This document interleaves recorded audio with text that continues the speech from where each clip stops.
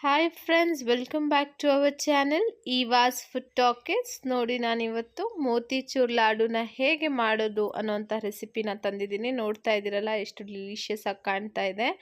ತುಂಬ ಟೇಸ್ಟಿಯಾಗಿ ಆಗಿರುವಂತಹದ್ದು friends.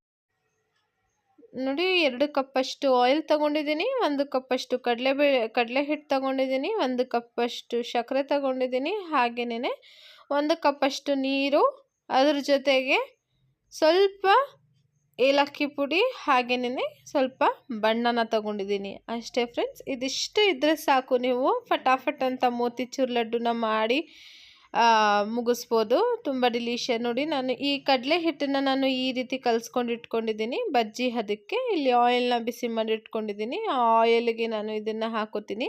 Same ನಾವು ಹೇಗೆ ಬಜ್ಜಿ ಅದು ಮಾಡ್ಕೊಳ್ತೀವೋ ಅದೇ ರೀತಿ ನಾನಿಲ್ಲಿ ಬಿಟ್ಕೊತಾ ಇದ್ದೀನಿ. ನೋಡಿ, ಹೀಗೆ ನೋಡಿ ಫ್ರೆಂಡ್ಸ್, ತುಂಬ ಈಸಿ, ಡಿಲಿಷಿಯಸ್ ಆಗಿ ಪ್ಲಸ್ ತುಂಬ ಕಡಿಮೆ ಟೈಮಲ್ಲಿ ಆಗುವಂತಹ ಸ್ವೀಟು ಅಂತಂದರೆ ಈ ಲಾಡು ಅಂತ ಹೇಳಬಹುದು. ನೋಡಿ ಹೇಗೆ ಎಷ್ಟು ಚೆನ್ನಾಗಿ ಅದು ಬರ್ತಾ ಇದೆ. ಹೀಗೆ ಮಾಡಿಕೊಂಡು ಚೆನ್ನಾಗಿ ಫ್ರೈ ಮಾಡ್ಕೊಳ್ಳೋಣ ಫ್ರೆಂಡ್ಸ್. ನೋಡಿ ಹೀಗೆ ಫ್ರೆಂಡ್ಸ್, ಒಳ್ಳೊಳ್ಳೆ ರೆಸಿಪೀಸ್ ಹಾಕ್ತಾ ಇದ್ದೀವಿ, ಹಾಗಾಗಿ ಚಾನಲನ್ನು ಸಬ್ಸ್ಕ್ರೈಬ್ ಮಾಡ್ಕೊಳ್ಳಿ, ಬೆಲ್ಲೈಕನ್ನ ಪ್ರೆಸ್ ಮಾಡಿ, ಹೊಸ ರೆಸಿಪಿಗಳು ಹಾಕಿದಾಗ ನಿಮಗೆ ಅಪ್ಡೇಟ್ ಸಿಗಲಿ ಅಂತ. ನೋಡಿ ಹೀಗೆ ಫ್ರೈ ಮಾಡ್ಕೊಳ್ಳಿ, ಸೇಮ್ ನಾವು ಹೇಗೆ ಬಜ್ಜಿ ಮಾಡ್ಕೊಳ್ತೀವೋ ಹಾಗೆ. ನೋಡಿ ಈಗ ಇಷ್ಟು ಫ್ರೈ ಆದರೆ ಸಾಕು. ನಾವು ಇದನ್ನು ತಗೊಳ್ಳೋಣ ಒಂದು ಪ್ಲೇಟಿಗೆ ತಗೊಂಡು ನಾವು ಇದನ್ನು ಜಾರಿಗೆ ಹಾಕ್ಕೊಂಡು ರುಬ್ಕೋಬೇಕು.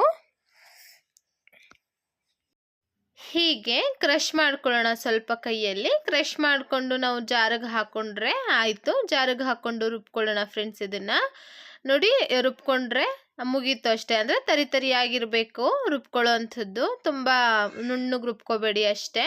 ನೋಡಿ ಹೀಗೆ ಇದನ್ನು ರುಬ್ಕೊಳ್ಳೋಣ.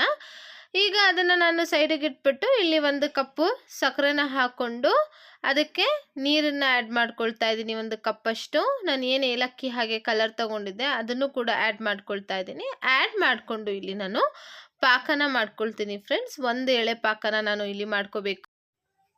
ನೋಡ್ತಾ ಇದ್ದೀರಲ್ಲ ಫ್ರೆಂಡ್ಸ್ ಹೇಗೆ ಬರ್ತಾ ಇದೆ ಅಂತ. ಹೀಗೆ ಬಂದರೆ ಸಾಕು.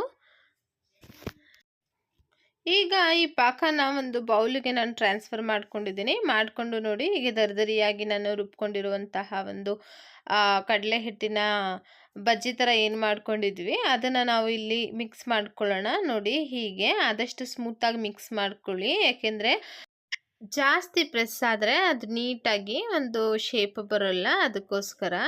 ನೋಡಿ ಈಗ ನಾನು ಇದಕ್ಕೆ 1 ಟೇಬಲ್ ಸ್ಪೂನಷ್ಟು ತುಪ್ಪನ ಹಾಕ್ಕೊಂಡಿದ್ದೀನಿ ಅಷ್ಟೇ ಫ್ರೆಂಡ್ಸ್, ಇನ್ನೇನು ಇಲ್ಲ, ಮುಗೀತು. ಈಗ ಇದನ್ನು ಲಾಡು ಮಾಡಿದ್ರೆ ಆಯಿತು. ನಿಮ್ಮ ಹತ್ರ ವಾಟರ್ ಮೆಲನ್ ಸೀಡ್ಸ್ ಇದ್ದರೆ ಅದನ್ನು ಹಾಕೊಳ್ಳಿ, ಅದು ಕೂಡ ಒಳ್ಳೆಯದು.